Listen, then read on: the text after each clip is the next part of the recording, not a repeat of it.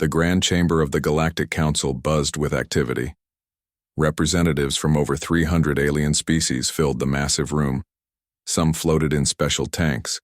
Others stood on platforms adjusted to their home planet's gravity. Many looked roughly humanoid, while others resembled nothing from Earth's imagination. Captain Eliana Reeves walked toward the central podium, her blue uniform crisp and perfect. Her dark hair was pulled back in a tight bun, and her face showed no emotion. Two human guards followed behind her, equally expressionless. The room quieted as she reached the speaker's position. For 200 years, humans had played a key role in the Galactic Confederation. When humans first developed faster-than-light travel and met the wider galaxy, no one expected much from them. They were newcomers from a small, blue planet. But humans had proven themselves again and again. Now Captain Reeves stood before the most powerful beings in the galaxy. The silence grew heavy. "Honored representatives," she began, her voice clear and steady. "I come before you today with an official message from Earth Central Command." She paused, and several aliens leaned forward in anticipation. "Effective immediately, all human representatives will be returning to the Sol system. Earth is formally withdrawing from all Galactic Confederation political affairs." The silence lasted exactly 3 seconds, then chaos erupted. The insect-like Huckleberry delegates clicked their mandibles furiously. The gelatinous moo began changing colors rapidly from blue to red. The towering Vroktar representative slammed his armored fist on the table hard enough to crack it. "This is unacceptable," shouted Ambassador Zextrol of the Orion Alliance, his green skin darkening with anger. "Humanity cannot simply walk away from its responsibilities." Captain Reeves waited for the noise to subside. When it didn't, she pressed a button on her wrist device. A high-pitched tone cut through the commotion, forcing silence. "This decision is not open to debate," she continued calmly.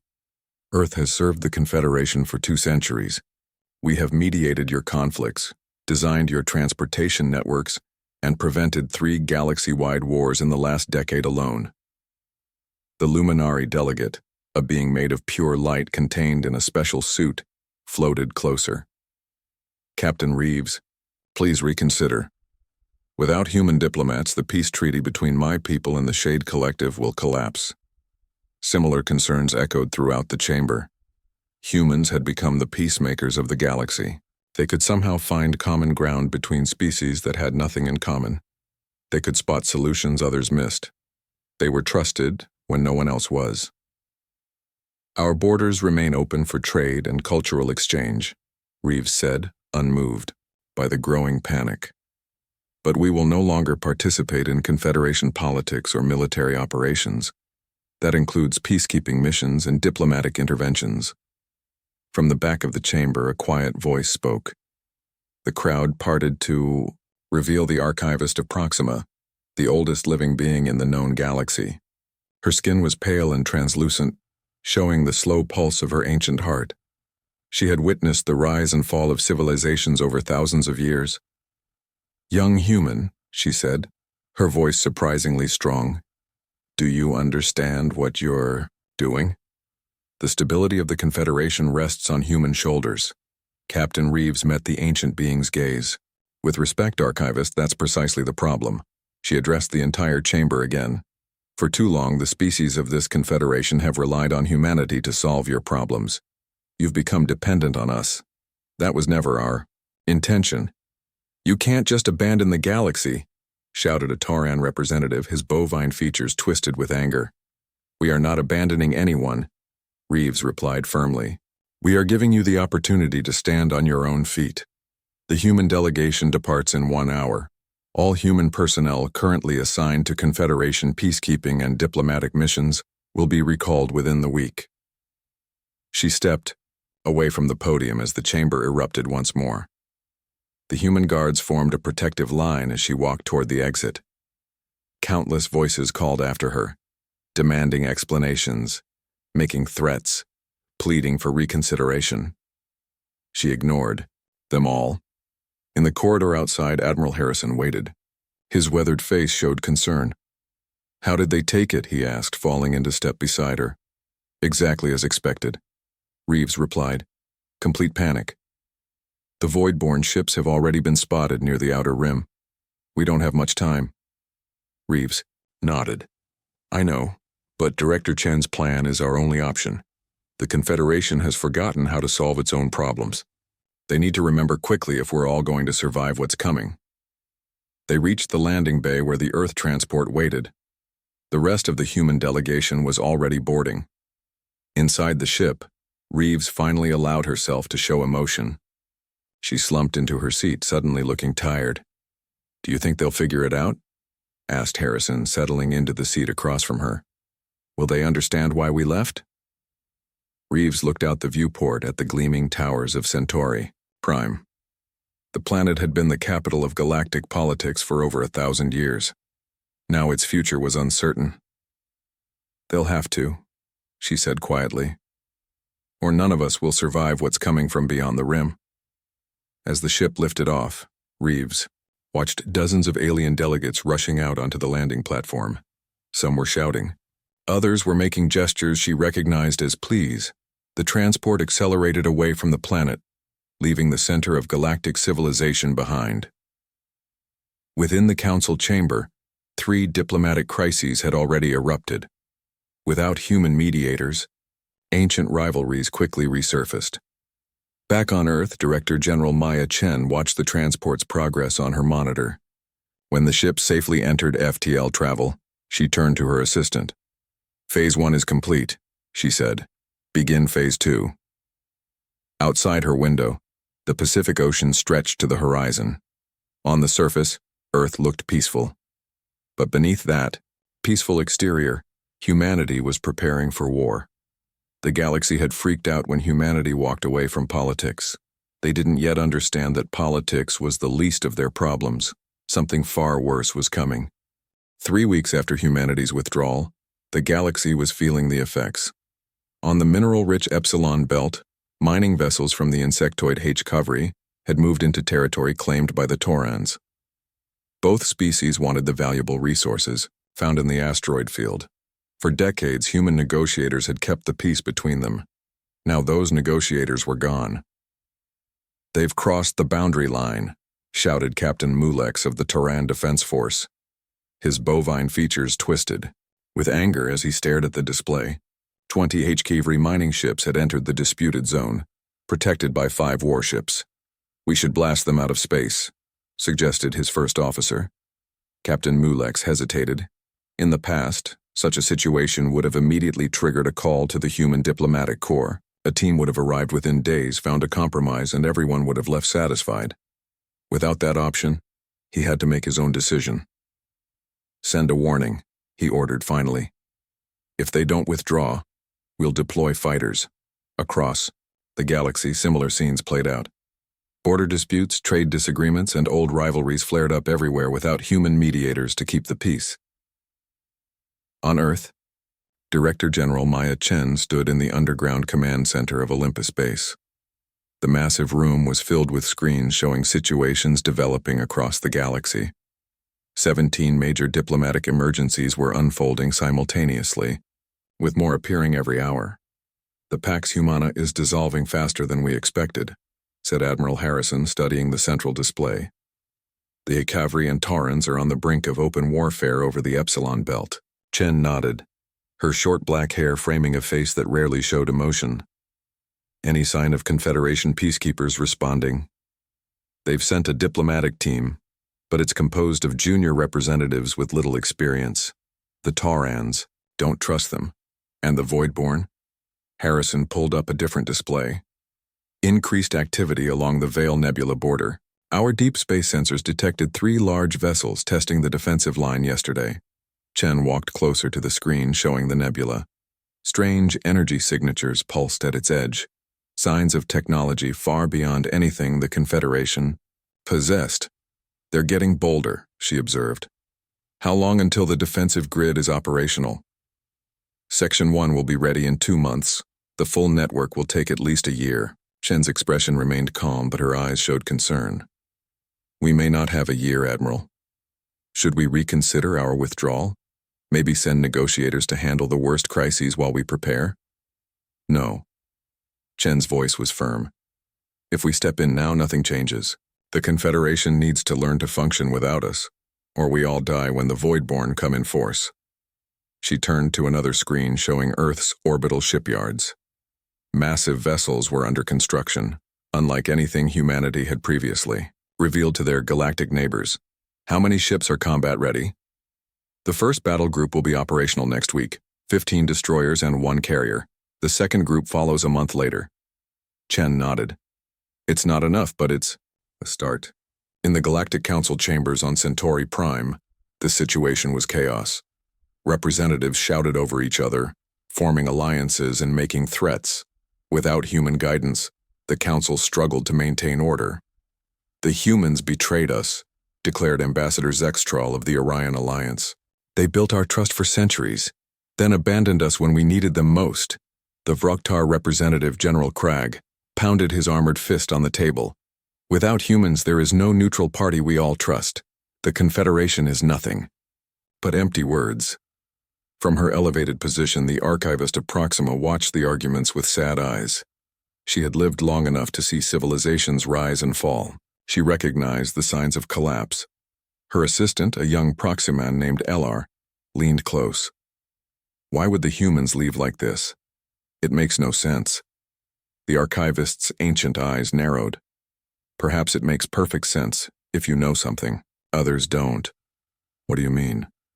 Before she could answer, alarms blared throughout the chamber. On the main display, a military officer appeared, his scales flashing with stress colors. Honored representatives, we have an emergency. Shkivri and Toron forces have engaged in battle in the Epsilon Belt. 3 ships destroyed, casualties unknown. The chamber erupted again. What would have been a minor incident with human mediation had escalated into open warfare. The archivist turned to her assistant. Contact Earth. Use my private channel, not the official ones. But the humans have cut communications. Not all communications, the ancient being said.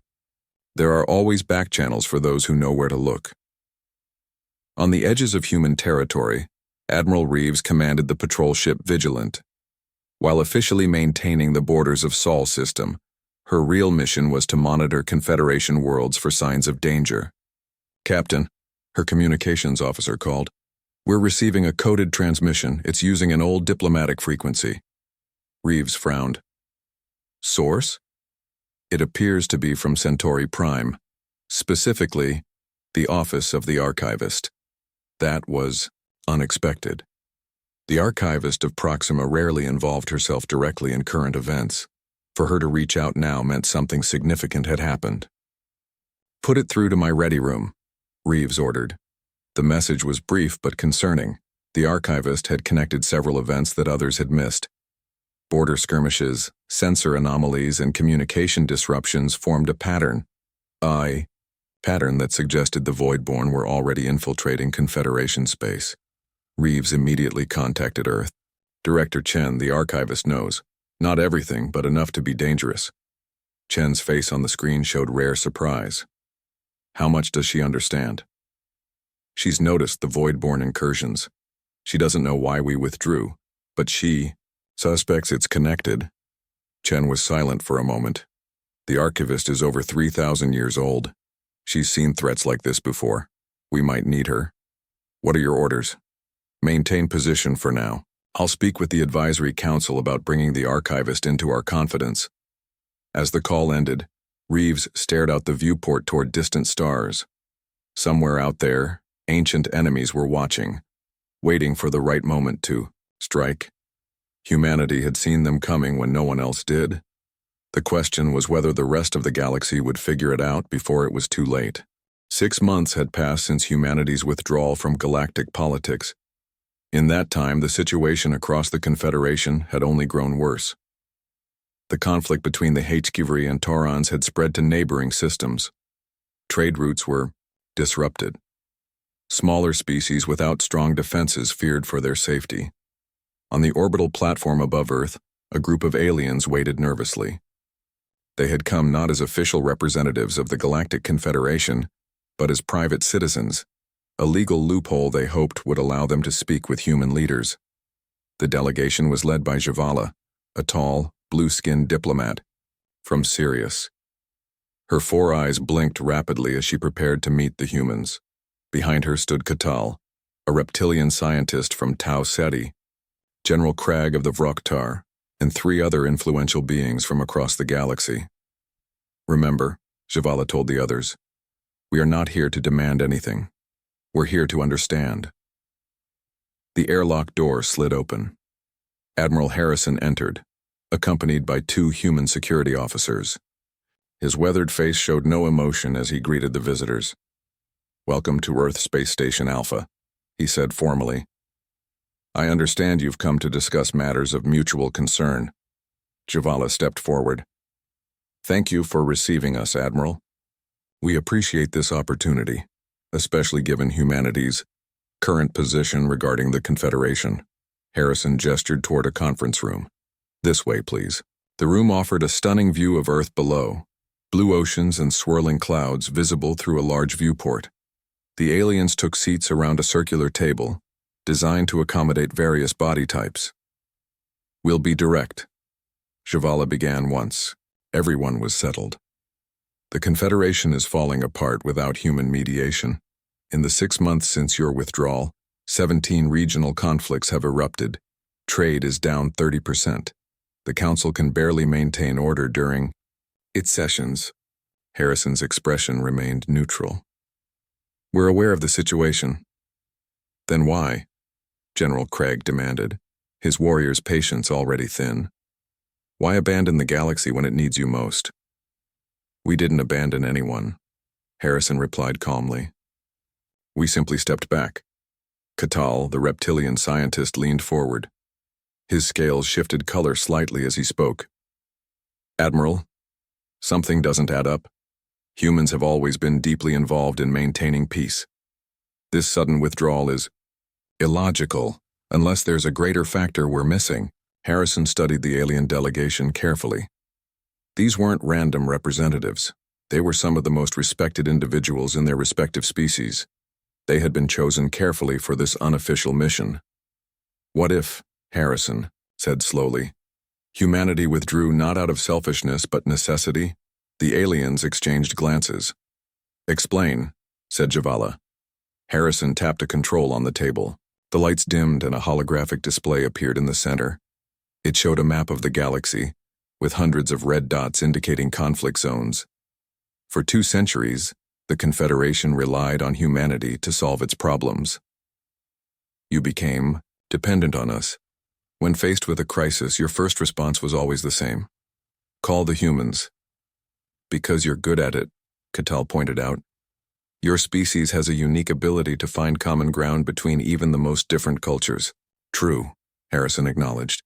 But what happens when humans aren't available? What happens when we face a threat so great that we can't be everywhere at once? He tapped another control. The hologram changed to show the edge of the galaxy, near the Veil Nebula. Strange energy signatures appeared as pulsing blue lights. Our deep space observatories detected these anomalies 3 years ago. We've been monitoring them ever since. They're ships, massive ones, waiting just beyond the galactic rim. The aliens stared at the display in shock. The Harbingers, whispered Katal. They're real. The Harbingers were an ancient legend, a mysterious force that appeared every few thousand years to test developing civilizations. Those who failed the test were destroyed. Most species considered them nothing more than myths. Very real, Harrison confirmed. And they're watching us, studying our strengths and weaknesses. Zavala's 4 eyes widened. This is why you withdrew? To prepare for them? Partly, Harrison said. But there's more. He changed the display, again showing the conflicts that had erupted after humanity's departure. The Confederation was weak, too dependent on human intervention. If the Harbingers attacked while the galaxy still relied on us to solve every problem, we would all fall. You needed to remember how to stand on your own. General Cragg slammed his fist on the table. You could have told us. We could have prepared together. Would you have believed us, Harrison asked? Would the Council have taken action based on what most consider a myth? Or would they have debated and argued until it was too late? The aliens fell silent, knowing he was right. The Galactic Council was notorious for its lengthy deliberations, so instead, Catal realized, you created a controlled crisis to force us to adapt. Exactly, and now we need your help. Harrison changed the display once more, showing a massive fleet under construction in orbit around Mars. Ships far larger than anything humanity had previously revealed. We've been preparing defenses, but they won't be enough unless the Confederation learns to work together without human guidance. Javala studied the human admiral carefully. You're asking us to help unite the galaxy while keeping the real threat a secret? For now, Harrison nodded. If word of the Harbingers spreads too quickly, it could cause panic. We need controlled adaptation, not chaos. The aliens exchanged looks again, communicating silently among themselves. Finally, Javala spoke. You've taken a tremendous risk, Admiral.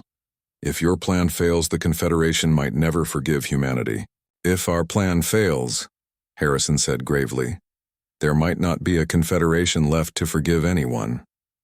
General Cragg stood up, his massive form towering over the others. The Vraktar do not run from a fight. If these Harbingers come, we will stand with humanity. One by one, the other delegates voiced similar commitments. We'll need to coordinate, Catal said. Find a way to strengthen the Confederation without revealing the full truth yet. Harrison nodded, allowing himself a small smile for the first time. Director Chen has a plan for that too. She calls it the autonomy doctrine, a new philosophy for the Confederation, one that emphasizes self-reliance while maintaining unity. As the meeting continued into the night, Earth rotated slowly beneath them. Down below in Olympus Base, Director Chen received the first report. Phase 2 is proceeding as planned, her assistant said. The delegation has agreed to help. Chen nodded, staring at the latest scans from the Veil Nebula. The Harbinger ships were moving, gathering in greater numbers than before. Let's hope it's enough, she said quietly, because they're coming sooner than we thought. 1 year had passed since humanity's withdrawal from galactic politics. The Confederation was still struggling, but changes were beginning to appear. The delegation that had visited Earth had returned to their homeworlds with a new message, one of self-reliance and cooperation without human intervention. On the war-torn planet of Epsilon Prime, once the center of the Hak-Free-Tauran conflict, Catal stood before the leaders of both species. The reptilian scientist had spent 3 months on this world, working tirelessly to bring the two sides together. You have fought for generations over these resources, he told them, his scales shifting to calming blue tones. Yet you've spent more on warfare than the minerals themselves are worth. The Hikavri queen clicked her mandibles in irritation. The Taurans cannot be trusted with the belt. They lack the technical skill to mine safely. The Tauran High Minister snorted angrily, and the Hikavri are greedy, taking more than their fair share. In the past, such accusations would have led to more fighting. But both sides were exhausted, their economies strained by the year-long conflict. Catal raised his clawed hands. What if you shared the technology and the resources? A joint mining operation, with equal benefits to both worlds. The leaders looked skeptical, but they didn't immediately reject the idea. That alone was progress. The humans would have suggested this long ago, the Tauran minister noted. Why did we need to suffer a year of war to see the obvious solution? Catal's expression softened. Sometimes we must learn lessons for ourselves rather than having others solve our problems. Across the galaxy on the Confederation capital of Centauri Prime, Javala addressed the council. The chamber was quieter now than it had been months ago. The initial panic of humanity's departure had given way to grim determination. The autonomy doctrine is not about replacing humans, she explained. It's about recognizing our own strengths. For too long we relied on one species to solve our problems. That was never sustainable. Ambassador Zexitral of the Orion Alliance scoffed. Easy to say, but humans had a gift for mediation that none of us possess. Perhaps, Javala acknowledged, but necessity drives innovation. The Hkavri and Taurans are close to a peace agreement, one they negotiated themselves with minimal outside help. Murmurs spread through the chamber. The Hatcavalry-Tauran conflict had been one of the most intractable in the galaxy. "We're adapting," Javala continued. 17 regional conflicts have been resolved in the past quarter. 3 trade disputes settled without human intervention. We are learning to stand on our own. The archivist of Proxima, who had been silent throughout the session, finally spoke. Her ancient voice carried weight that made everyone listen. "There is wisdom in this autonomy doctrine," she said. "But I wonder if there is more to humanity's withdrawal than forcing us to become self-reliant." Javala carefully kept her expression neutral. The archivist was too perceptive, too experienced to fool completely. "What matters," Javala replied, "is that we are growing stronger as a result." Deep beneath Earth's surface, in the sprawling, complex of Olympus base, Director General Chen stood before a massive holographic display. It showed the current state of the galaxy, areas of conflict in red, stable regions in green. There was far more green than there had been 6 months ago. "Progress," she noted to Admiral Harrison, who stood beside her. "The autonomy doctrine is taking hold faster than expected." Harrison nodded. "Catal reports that the Hatcavalry-Tauran peace treaty will be signed next week. General Cragg has established a mutual defense pact among 6 previously hostile systems in the Orion Arm. And our preparations?" Harrison changed the display to show Earth's orbital shipyards. Hundreds of vessels were under construction, from small fighters to massive battleships. "The Aegis system is operational," he reported. "All 7,000 orbital defense platforms are in place around critical worlds. The first wave of Sentinel ships has been deployed near the predicted entry points." Chen studied the display, her eyes moving to the edge of the galaxy where the Harbinger ships waited. "Their movements have increased," she observed. "The scouts are probing deeper into our territory." "Yes, we've intercepted and destroyed 3 infiltration vessels already. Small ships, likely gathering intelligence." Chen's expression darkened. "Then they know we're aware of them." "Probably, but they don't know how much we've prepared." Chen moved to another screen showing the alien delegation that had visited Earth 6 months earlier. Each member was now spreading the autonomy doctrine throughout their respective regions. "It's time for Phase 3, she decided. "Send word to our ambassadors. Humanity will return to the Confederation, not as mediators but as equals and allies against the coming threat." Harrison looked surprised. "Are we ready to reveal the Harbingers to the entire galaxy?" "We have no choice," Chen replied. "Our latest projections give us 3 months, maybe less, before they launch a full invasion. The galaxy needs time to prepare." On the contested world of Epsilon Prime, Catal watched as the Hatcavalry Queen and Tauran minister signed the peace treaty. It was a historic moment, the end of a conflict that had raged for generations. As the ceremony concluded, his communication device chimed. The message was brief but clear. "Phase 3 initiated. Reveal the truth." Catal took a deep breath. He had rehearsed this moment many times, but actually doing it was different. He approached the podium where the 2 leaders were shaking hands, or in the Hatcavalry's case, touching antennae to hand. "Honored leaders," he began. "There is something I must tell you. Something urgent that concerns not just your 2 species but the entire galaxy." The gathered crowd fell silent. 1 year ago, humanity withdrew from galactic politics. Many believed they abandoned us. The truth is more complex and more frightening. He activated a small projector, showing the same images Harrison had revealed to the delegation a year earlier. The humans detected a threat beyond our galaxy's edge, an ancient force known in legend as the Harbingers. Gasps and murmurs spread through the crowd. Humanity didn't abandon us. They created a controlled crisis to force us to become stronger, to learn to solve our own problems, because they knew what was coming. The Tauran minister's eyes widened. "Are you saying the humans deliberately caused chaos to help us?" "Yes, and now they're ready to return, not as our problem solvers but as our equals in the fight to come." The Hatcavalry Queen's compound eyes reflected the holographic images of the Harbinger ships. "When will these creatures arrive?"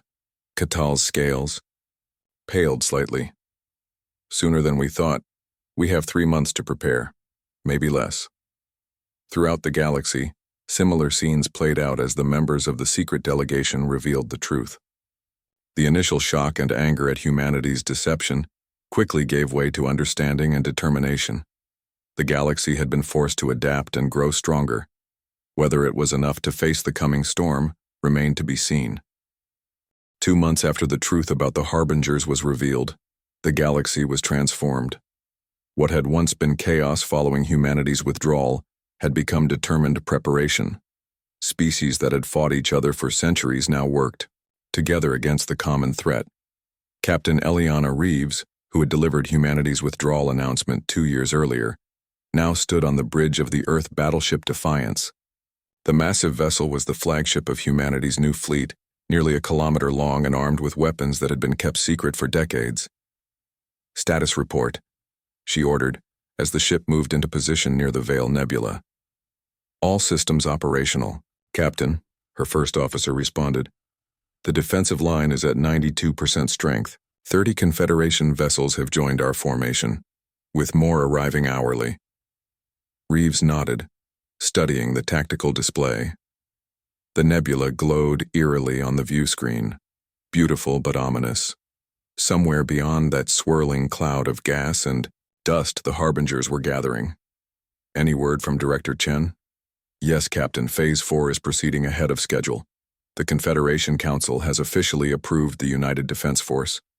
Admiral General Chen will command the combined fleet." That was good news. The United Defense Force represented something that would have been impossible before humanity's withdrawal. A truly integrated military combining ships and personnel from every major species. It had taken the threat of extinction to make it happen. "Incoming transmission from Centauri Prime," the communications officer announced. "It's the archivist of Proxima." Reeves raised an eyebrow. The ancient being rarely made direct contact. "Put her through." The view screen changed to show the archivist's pale, translucent face. Despite her great age, her eyes were sharp and clear. "Captain Reeves," she greeted. "It seems we meet again under dire circumstances." "Archivist," Reeves nodded respectfully. "What can I do for you?" "I've been studying our historical records about the Harbingers. Their last appearance was over 5,000 years ago, before most current species achieved space travel. Did anyone survive their last attack?" The archivist's expression grew solemn. "Few. Only those who worked together. Those who fought alone were destroyed completely." "Then our strategy is sound," Reeves said. "United defense is our best hope." "Yes, but there's more." The archivist leaned closer to the screen. "The records suggest the Harbingers don't just attack randomly. They test developing civilizations. They seek out those who might eventually challenge them. Challenge them for what? Control of the dark space between galaxies. The Harbingers aren't just conquerors, they're gatekeepers. They prevent young species from expanding beyond their home galaxies." Reeves considered this new information. "You're saying they attack us because they fear what we might become?" "Precisely. And humanity's rapid technological advancement over the past century has likely drawn their attention more than any other species." "Thank you, Archivist. This could be valuable intelligence. I'll relay it to Director Chen immediately." As the transmission ended, Reeves turned to her tactical officer. "Send this to Olympus Base, Priority 1. If the Harbingers fear our potential, they might focus their attack on human worlds first." In the Confederation Council chamber on Centauri Prime, a historic session was underway. Representatives from all 317 member species were present, either in person or through holographic projection. The atmosphere was tense but unified. Javala stood at the center of the chamber, concluding her presentation. Behind her, detailed plans for the galaxy's defense rotated in holographic form. "The Harbingers will enter our galaxy through 7 predicted points," she explained. "Each must be defended by a combined fleet. No single species can stand against them alone." Ambassador Zexitral, once bitter about humanity's withdrawal, now nodded in agreement. "The Orion Alliance pledges 30 dreadnoughts to the United Defense Force." Similar commitments came from across the chamber. Species that had been enemies now coordinated battle plans. The Haikavri and Torans, having recently ended their war, announced a joint defense fleet. The archivist of Proxima watched with satisfaction. "The autonomy doctrine has succeeded beyond our hopes," she commented to her assistant. "In 2 years, the Confederation has become stronger than it was in the previous century." "All because the humans walked away," the assistant marveled. "Yes. They took an enormous risk. Had their gamble failed, the galaxy might have fractured permanently." General Krag of the Vraktar approached the archivist, his massive armored form towering over the fragile ancient being. "The human strategy was brilliant," the warrior admitted. "My people have always respected strength, but now we understand the strength in alliance as well." The archivist nodded. "Sometimes the greatest lessons come from hardship. Humanity forced us to experience that hardship in a controlled way, before a much worse trial arrived." A commotion at the chamber entrance drew their attention. Captain Reeves had arrived, accompanied by a delegation of human officers. It was the first time humans had entered the council chamber since their dramatic exit 2 years earlier. The room fell silent as Reeves walked to the center of the floor. Many representatives expected an apology for humanity's deception. Instead, she activated a holographic display showing the latest intelligence on the Harbinger fleet. "We have less time than we thought," she announced without preamble. "Our deep space sensors have detected major movement in the Harbinger fleet. They will enter the galaxy within 2 weeks, not 3 months as previously estimated." Alarmed murmurs spread through the chamber. "How many ships?" asked the Haikavri queen. "Thousands," Reeves replied grimly. "More than we anticipated, but we are not unprepared." She expanded the display to show Earth's defensive systems, revealed fully for the first time. The extent of humanity's secret preparations shocked even their closest allies. "The Aegis network is complete," Reeves explained. 7,000 defensive platforms surrounding key worlds. The Sentinel fleet is deployed at all predicted entry points, and Earth's shipyards have produced more vessels in the past 2 years than in the previous 50 combined. General Krag looked impressed. "You were building all this while pretending to withdraw from galactic affairs?" "Yes. We knew revealing our preparations too soon would alert the Harbingers to our awareness of them. We needed the element of surprise." Javala stepped forward. "And now you return to the Confederation?" "We do," Reeves confirmed. "Not as your mediators or problem solvers, but as your equals in the fight to come. Humanity is ready to take its place among a stronger, more independent confederation." The council chamber erupted in approval. 2 years ago, the same room had been filled with anger and accusations when humanity announced its withdrawal. Now understanding had replaced resentment. The archivist approached Captain Reeves after the session. "Your people took an enormous gamble, Captain." "We did," Reeves acknowledged, "but it was necessary." "Indeed. And now we face the greatest test of all. Do you believe we can win?" Reeves looked around at the representatives of hundreds of species, now working together with a unity never before seen. 2 years ago, I would have said no. The Confederation was too dependent, too fractured, but now? She allowed herself a small smile. "Now we have a chance."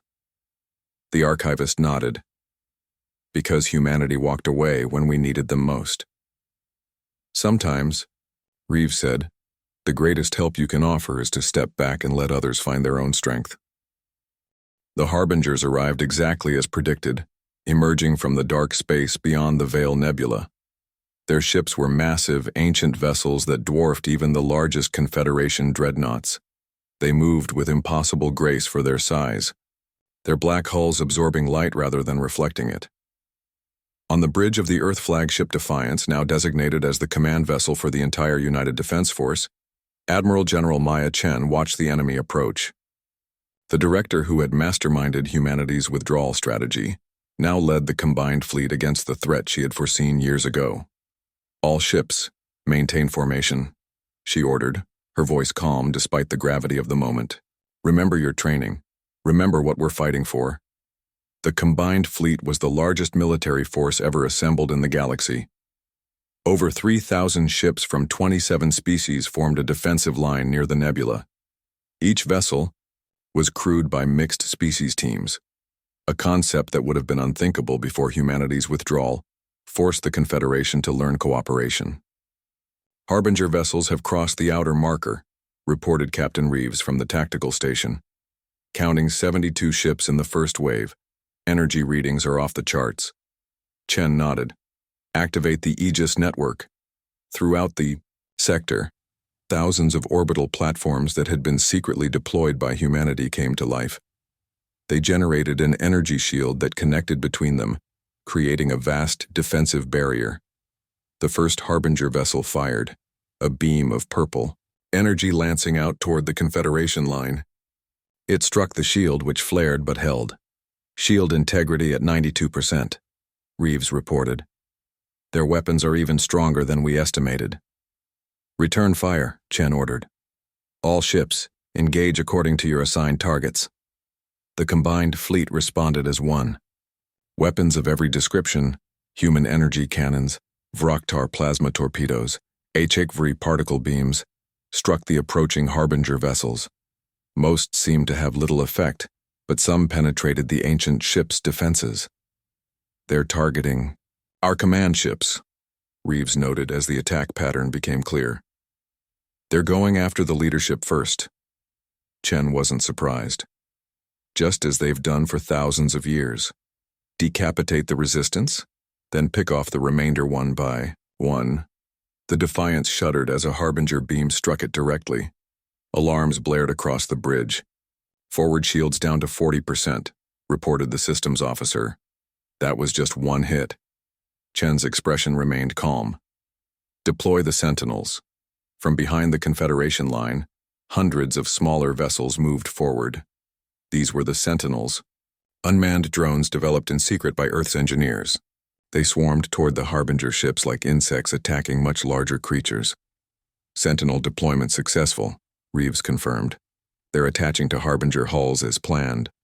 The battle raged for hours. Harbinger weapons tore through the Confederation fleet, destroying dozens of ships. But the combined forces held the line, protecting the inhabited worlds behind them. On the command deck of the Defiance, representatives from various species coordinated the defense. General Cragg of the Vroktar directed the heavy assault units. Javala of Sirius managed communications. Katal's scientific team analyzed Harbinger technology, looking for weaknesses. Their ships have a vulnerability near the propulsion systems, Katal reported excitedly. The Sentinel scans show concentrated energy patterns there. Chen immediately acted on the information. All ships concentrate fire on the enemy's rear quadrant. Target coordinates being transmitted now. The battle shifted. Confederation forces focused their attacks on the Harbinger's weak points. 2 enemy vessels exploded in rapid succession, sending shockwaves through space. They're adjusting their formation, Reeves observed. They didn't expect us to find that weakness so quickly. Chen allowed herself a small smile. They expected to find us divided and unprepared, as they've found so many civilizations before. They didn't account for what we've become. The Harbinger fleet began to pull back, regrouping for another assault. It was the first time they had retreated in battle for thousands of years. In that brief lull, Chen received a transmission from Centauri Prime. The archivist's face appeared on her private screen. The second wave has appeared at entry point 3, the ancient being reported. Near the Orion Arm. Chen nodded, having anticipated this. The Hakavri Taran defense fleet is positioned there. Admiral Zexitral is commanding. Yes, they're holding for now, but they need reinforcements. Already on the way. We expected the Harbingers to test multiple entry points. The archivist studied Chen with newfound respect. You predicted their every move. We've been studying them for years. They're powerful, but they're also predictable. They've used the same tactics for millennia because they've always worked. Until now, the archivist observed. Until now, Chen agreed. The battle resumed with greater intensity. 3 more Harbinger vessels were destroyed. but the Confederation lost 17 ships in the exchange. It was a costly victory. As the fighting continued, something unprecedented happened. One of the largest Harbinger vessels transmitted a signal, not an attack, but a communication attempt. "They're trying to talk to us," Catal said in amazement. "This has never been recorded in any previous encounter." "Put it through," Chen ordered. The main screen flickered, then showed a strange, shifting form that was difficult to focus on. It spoke in a language no one recognized, but the ship's translation system quickly adapted. "Unexpected resistance," the being said, its voice oddly flat and mechanical. "Your unity was unanticipated." Chen stood up, facing the screen directly. "We defend our galaxy together. Your tactics won't work here." "Your species forced this unity," the Harbinger observed. "Humans withdrew to strengthen the whole. Unprecedented strategy." A murmur ran through the bridge. The Harbingers had been watching closely enough to understand humanity's withdrawal plan. "We did what was necessary," Chen replied, "and we'll continue to do so." The Harbinger was silent for a moment. "We will reconsider our approach. This battle concludes. We will return." The transmission ended. Across all entry points, Harbinger vessels began to retreat, pulling back beyond the galactic rim. "They're leaving?" General Cragg asked in disbelief. "We've won?" "Not won," Chen corrected. "They'll be back and in greater numbers, but we've earned time to prepare further." She turned to face the representatives of dozens of species who had fought alongside humanity. "And next time we'll be even stronger." In the weeks that followed, the united forces gathered on Earth to celebrate their victory and plan for the future. In the Grand Hall of Olympus Base, representatives from all Confederation species gathered. The archivist of Proxima approached Admiral General Chen during the celebration. 2 years ago, the galaxy freaked out when humanity walked away from politics, she observed. "No one understood what you were doing." Chen nodded. "It was a risk we had to take. The Confederation had become too dependent on us, too fractured, to face a real threat." "A painful lesson, but an effective one," the archivist agreed. "And now humanity returns to galactic politics not as mediators, but as equals in a stronger alliance." Admiral Harrison joined them, smiling for the first time in years. "The Harbingers will return, but the galaxy is united as never before. We'll be ready." Chen looked out over the gathering, once hostile species now working together, planning joint defenses, sharing technology. The crisis she had engineered had forced the galaxy to evolve. "Sometimes," she said quietly, "you have to step back to move forward." Humanity walked away when the galaxy needed us most, precisely because they needed us too much. The archivist's ancient eyes twinkled. "The universe freaked out, but in the end, you saved us all."